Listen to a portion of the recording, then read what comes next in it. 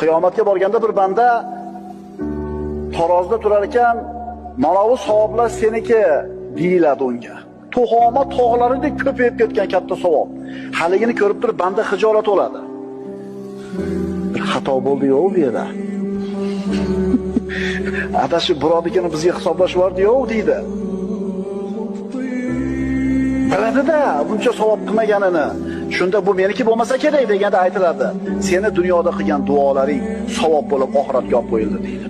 Birodar, sen duo qilaver. Duo qilaver, Robbingga eshitadi. Maloikalar yozib turadi.